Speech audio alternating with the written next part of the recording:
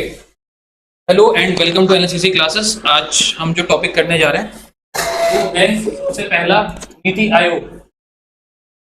आयोग और planning commission. ये आज के हमारे पहले टॉपिक है।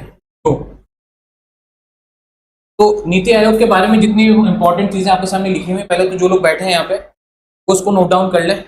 सबसे कंप्राइज सबसे छोटा ये आपके सामने नोट्स बना के रखें। तो मैं इसको एक्सप्लेन करता हूँ। पे 2 मिनट ऑनलाइन वाले जो भी वीडियो देख रहे हैं, जरा 2 मिनट हो गए, हमारे ऑफलाइन वाले बच्चे कर लेना। आप लोग भी चाहें तो स्क्रीनशॉट ले सकते हैं इसका, जो ऑनलाइन मौजूद है वो लोग। कोई चीज नहीं चल रही है तो जब मैं पढ़ाऊंगा तब पूछ लेना सर ये क्या लिखा हूँ, अभी नोट डाउन कर लो।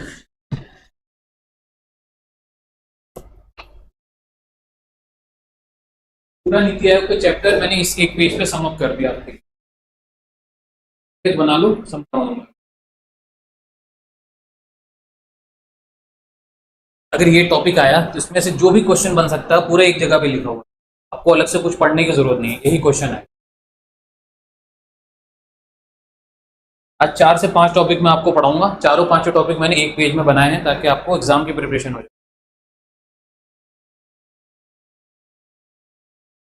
तो भी आप ये वीडियो देखें, उसको लाइक एंड शेयर जरूर करिएगा आप लोग, प्लीज चैनल को सब्सक्राइब जरूर करिएगा।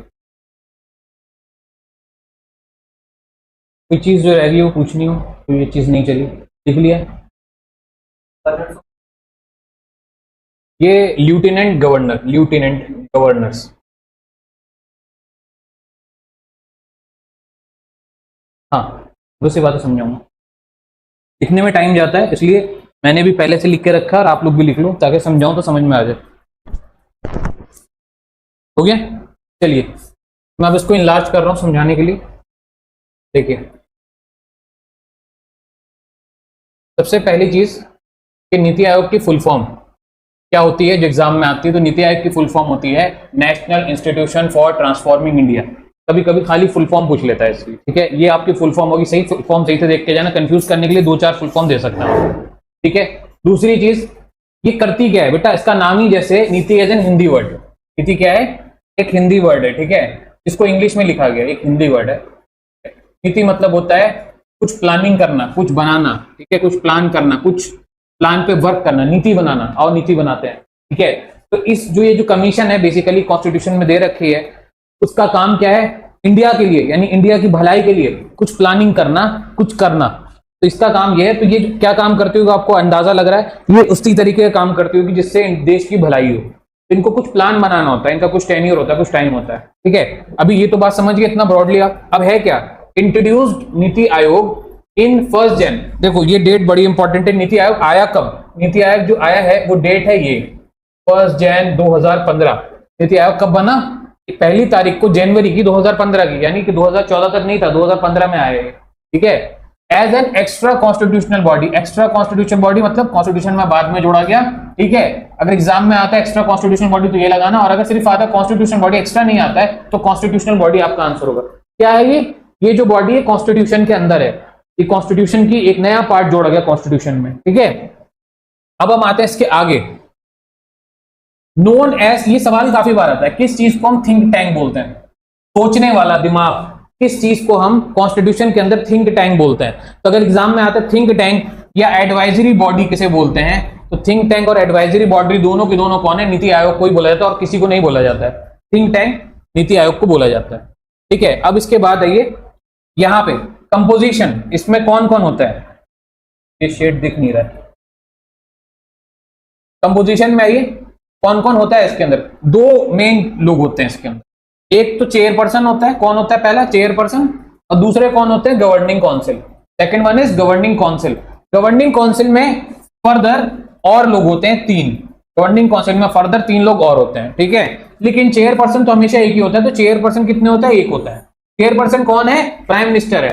जो भी इंडिया का प्राइम मिनिस्टर होगा वो इसका कौन होगा? हेड होगा। किसका? नीति आयोग का, ठीक है। फिलहाल एक पोस्ट और है जो पीएम चाहे तो क्रिएट कर सकता है। कौन क्रिएट कर सकता है? पीएम अपॉइंट कर सकता है, यानी क्रिएट कर सकता है। वो कौन सी पोस्ट है? Vice chairperson. अपने नीचे एक और बंदा अपॉइंट कर सकता है। ये पोस्ट एक्चुअल में नहीं गिवन है, पर पीएम चाहे तो क्रिएट कर सकते हैं। तो इन्होंने आजकल क्रिएट कर रखी है। तो 2024 में, और उससे पहले ही अपॉइंट हुए थे, लेकिन अभी 2024-25 में अगर एग्जाम में आता है कि अभी एट प्रेजेंट चेयरमैन कौन चल रहा है इसका, नीति आयोग का, तो वो तो मोदी हो गए प्राइम मिनिस्टर, चेयरमैन, और अगर पूछता है वाइस चेयरमैन कौन चल रहा है, ये सवाल आता है ज्यादातर, वाइस चेयरमैन या वाइस चेयरपर्सन कौन चल रहा है, तो आपका आंसर कौन होगा, सुमन बेरी, ये चल रहे हैं वाइस चेयरपर्सन नीति आयोग के। ये तो हो गया क्वेश्चन एमसीक्यू। अब बात आती है कि गवर्निंग काउंसिल कंप्राइजिंग, तो हमारी जो गवर्निंग काउंसिल है, यानी कि मेन पीएम मोदी के अलावा एक बंदा और है वाइस चेयरपर्सन, उसके अलावा जो लोग हैं उसमें सीएम है, अगेन सीएम है और गवर्नर्स हैं। ठीक है, सिंपल है, यानी सीएम है और गवर्नर है। सीएम सभी स्टेट के, यानी जितनी भी स्टेट है सबके सीएम होंगे, इसके मेंबर, और जितनी भी यूनियन टेरिटरीज है सबके सीएम, चीफ मिनिस्टर यहाँ के मेंबर होंगे। ठीक है, और यूनियन टेरिटरीज के जो गवर्नर्स होते हैं, यूटीज के गवर्नर्स, जिनको हम लेफ्टिनेंट गवर्नर बोलते हैं।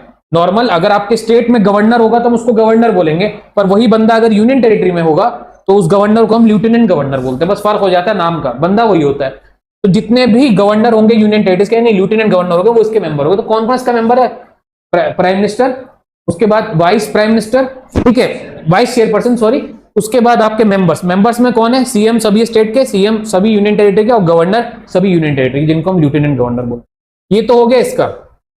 अब जरा से इधर आइए, यहां पे क्या कह रहा है, full time members and x officer member appointed by PM. तो ये जो मेंबर होते हैं इसमें कुछ मेंबर फुल टाइम, पूरे टाइम के लिए अपॉइंट किए जाते हैं, कौन कौन किया जाता है हमें वो नहीं पढ़ना है, और कुछ मेंबर क्या होते हैं वो पार्ट टाइम के लिए अपॉइंट किए जाते हैं। ठीक है, और साथ में कुछ मेंबर वो होते हैं जो एक्स ऑफिसर, एक्स ऑफिसर मतलब क्या होता है बेटा, कि इनके पास अपना ऑफिस भी होता है, कहीं और भी काम कर रहे होते हैं, और साथ में नीति आयोग के मेंबर भी बन के बैठे हुए होते हैं। ठीक है, तो उसको हम बोलते हैं एक्स ऑफिसर, जो एक टाइम पे 2 ऑफिस संभाल रहा हो। ठीक है, पर उसको सैलरी एक ऑफिस की मिल रही होगी, जो उसका मेन ऑफिस, इस ऑफिस की उसको सैलरी नहीं मिल रही होगी। ठीक है, तो इन सबका अपॉइंटमेंट कौन करता है, जितने भी मेंबर्स हैं इनका अपॉइंटमेंट कौन करता है, प्राइम मिनिस्टर।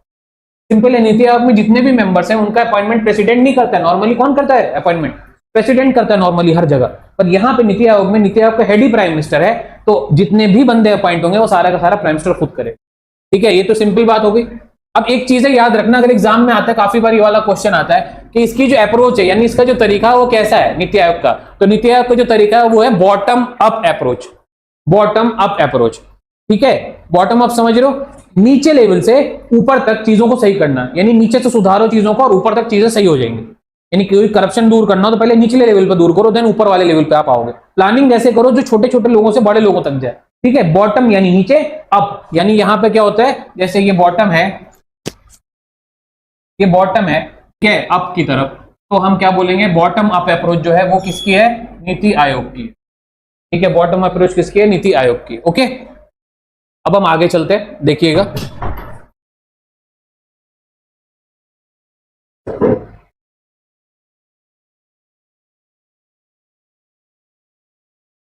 ओके, इसके आगे हम जैसे ही चलेंगे, यहां पे देखिए, ये थिंक टैंक है नीति आयोग, तुम फोटो ले लो इसकी। नीति आयोग थिंक टैंक है, not a decision making body. मतलब क्या है, नीति आयोग डिसीजन नहीं ले सकती किसी भी चीज पे, याद रखना। नीति आयोग क्या कर सकती, काम करके दे सकती है, मतलब इनको कोई काम दिया गया, इन्होंने काम कर दिया, ठीक है, लेकिन ये क्या नहीं करेगी, ये उस काम का डिसीजन नहीं लेगी। मतलब वो काम कैसे होना कि जैसे कि मान लो कि यही है एक ऑफिस, मैं कोई काम किसी को दे रहा हूं, वो काम करेगा, ठीक है, काम करना उसका काम है, लेकिन क्या है, उस काम को भाई खुद से कर देना बगैर मुझसे पूछे, वो उसका काम नहीं है। तो नीति आयोग क्या करेगी, काम तो करेगी, ठीक है, लेकिन जो उसको दिया जाएगा वो खुद से अपना एक्स्ट्रा कुछ नहीं करेगी, उसको कोई भी काम दोगे उस पर दिमाग लगाएगी वो, तो उसे हम बोलते हैं थिंक टैंक। किस चीज को कैसे सही किया जाए ये इस पे काम करेगी, लेकिन डिसीजन नहीं देगी, तो इसलिए हम इसको डिसीजन मेकिंग बॉडी नहीं मानते, डिसीजन मेकिंग बॉडी नहीं मानते, not are decision making body. क्या नहीं है, डिसीजन मेकिंग बॉडी नहीं है। उसके बाद आइए, हमने पढ़ लिया पीएम इसके चेयरपर्सन होते हैं, अदर मेंबर्स इसके कौन कौन होते हैं, सीएम और गवर्नर होते हैं, ठीक है। अब आइए इसी बॉडी का नाम, तो इसी टॉपिक में मैं 2 टॉपिक पढ़ा रहा हूं आपको, नीति आयोग और प्लानिंग कमीशन। नीति आयोग मैंने आपको पूरा बता दिया, अब आता है प्लानिंग कमीशन। तो इसी का पुराना नाम, यानी नीति आयोग 2015 में नीति आयोग बना, तो उससे पहले इसका नाम क्या था, उससे पहले इसका नाम था बेटा प्लानिंग कमीशन। क्या नाम था इसका, प्लानिंग कमीशन। नीति आयोग को ही प्लानिंग कमीशन बोलते थे। प्लानिंग कमीशन इंडिया में कब तक था, मतलब भाई 1 जनवरी को ये बना है, तो जाहिर सी बात है 31 अप्रैल, 1 जनवरी से 1 जनवरी ना, सॉरी 31-30 होता है ना, दिसंबर 31, हाँ ठीक है, दिसंबर में 31 होते हैं, दिसंबर 2014 तक ये रहा होगा। यानी ये कब तक था इंडिया में, 31 दिसंबर कमीशन था। देखो नाम क्या, प्लान करने वाला, इसका पुराना नाम था प्लान करने वाला, इसका नया नाम क्या करते हैं, नीति बनाने वाला। अगेन प्लानिंग को ही नीति बोलोगे आप हिंदी में, तो नया नाम हिंदी में कर दिया गया बस, ठीक है। एग्जाम में अगर आता है नीति आयोग का पुराना नाम क्या था, तो प्लानिंग कमीशन, अगर आता है प्लानिंग कमीशन का नया नाम क्या है, तो नीति आयोग, ठीक है। अगला चीज, प्लानिंग कमीशन की तरह NITI Aayog does not allocate funds to state. क्या कह रहा है, प्लानिंग कमीशन का काम होता था, प्लानिंग कमीशन का काम होता था फंड्स करना, फंड देना, पैसे देना, मनी देना, ठीक है, किसको? स्टेट को। अगर देखो क्या करते हैं, प्लानिंग करती है नीति आयोग भी, प्लान बनाती है, ठीक है, और क्या करती है? थिंक टैंक, डिसीजन में कुछ नहीं करती लेकिन चीजें बना के दे देती है, डिसीजन में कुछ नहीं करती है। प्लानिंग कमीशन डिसीजन में भी इंटरफेयर करती थी। डिफरेंस क्या है? प्लानिंग कमीशन डिसीजन में भी इंटरफेयर करती थी और साथ में क्या करती थी? डिसीजन में कैसे इंटरफेयर करती थी? स्टेट को जहां पे प्लानिंग के लिए पैसे चाहिए होते थे, यानी आप कहीं की रोड सुधारना चाह रहे हो, कहीं का हॉस्पिटल सुधारना चाह रहे हो, उसका आपने प्लान किया तो उसके लिए पैसे की जरूरत होगी ना, रोड सही करनी, हॉस्पिटल, तो प्लानिंग कमीशन पैसे की फंडिंग भी करती थी। लेकिन नीति आयोग पैसे की फंडिंग नहीं करती, उसको उससे मतलब नहीं, वो तो प्लान बना के दे देगा, गवर्नमेंट जाने कैसे फंडिंग होनी है। तो नीति Aayog does not fund but planning commission fund करती थी, ठीक है। Planning commission establish on 15 March 1950। Planning commission कब बनी थी? प्लानिंग कमीशन जो ओरिजिनल वाली थी कब बनी थी, उसकी एग्जैक्ट डेट आपके सामने लिखी, 1950 में 15 मार्च को बनी थी, ठीक है। अगर ईयर याद रख सको बहुत अच्छी बात है, मंथ और ये भूल गया तो कोई फर्क नहीं पड़ रहा इतना। ईयर पूछता है नॉर्मली 1950, और खत्म कब हुई हमने अभी पढ़ा, 2014 में खत्म होगी, ठीक है, 31 दिसंबर को। इसमें जो प्लानिंग होती थी, प्लानिंग कमीशन हर 5 साल का प्लान बनाती थी कि इस अगले 5 सालों में क्या करेंगे, उस 5 साल में ये काम कर लेंगे, उसके अगले 5 साल क्या करेंगे। जबकि नीति आयोग इस तरह का कोई प्लानिंग फॉलो नहीं करती। नीति आयोग में 3 तरह की चीजें होती है, 3 साल, 7 साल और उसके ऊपर, इस तरीके से प्लान बनाती है। कोई काम छोटा है तो 3 साल में हम करेंगे, कोई काम बड़ा है तो 7 साल में करेंगे, कोई काम उससे बड़ा है तो और ऊपर जाएंगे, ठीक है, 9 से 11 साल के बीच में करेंगे। पर ये जितना भी काम करती थी ये 5 साल के लिए करती थी प्लानिंग कमीशन।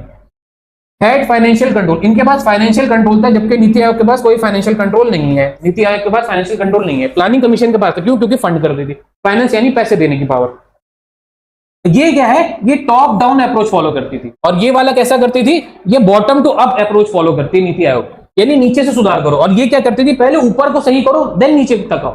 यानी ये क्या कहती थी? ये कोई टॉप है तो पहले आप इसको सही करिए देन आप नीचे की तरफ आइए, ठीक है, इसको सुधारिए एंड में, ठीक है। तो ये करती थी top down approach follow. Exam में सीधे आता है कौन सी वाली टॉप डाउन फॉलो करती थी, कौन सी वाली बॉटम अप फॉलो करती थी। बॉटम अप वाली ये है और टॉप डाउन वाली कौन सी है? Planning commission. तो दोनों जस्ट एक दूसरे की उल्टी, चीज एक ही थी लेकिन एक दूसरे की उल्टी होगी।